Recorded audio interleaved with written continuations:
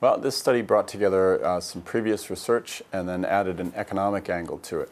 So what we know from previous studies is that job stress is a widespread problem and it roughly doubles your risk of depression.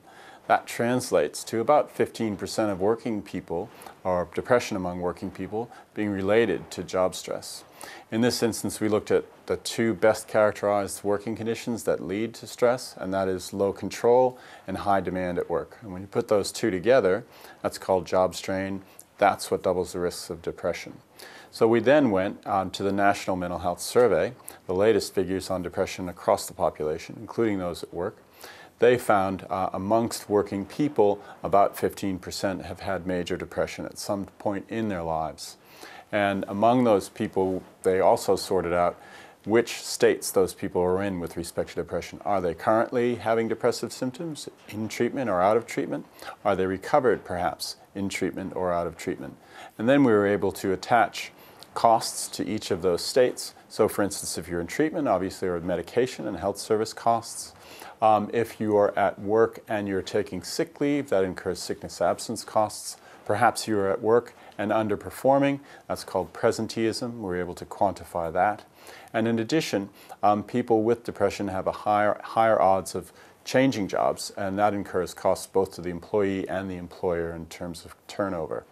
So we were then able to model those costs using what's called a state transition modeling led by Kristy Sanderson from the University of Tasmania, my collaborator in this project. And given that we know that an average episode of depression is about 3 months, we run the model in 3 months at a time, and we did 4 of those cycles to give us a 1-year time horizon. That's one that's graspable to the general public. That's a business perspective, give us a 1-year view on the costs. That's where the $730 million figure comes from.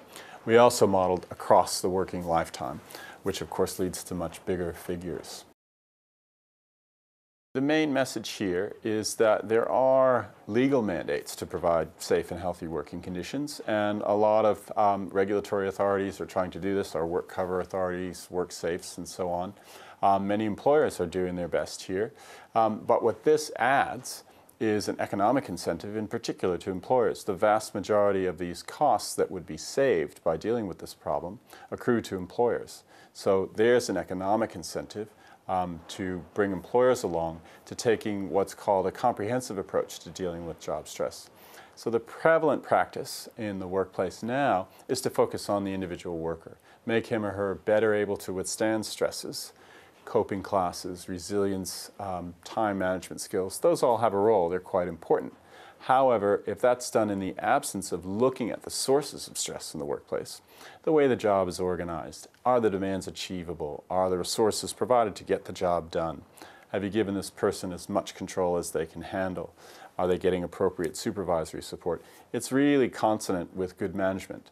And doing that is good for business, and it's good for workers' mental health.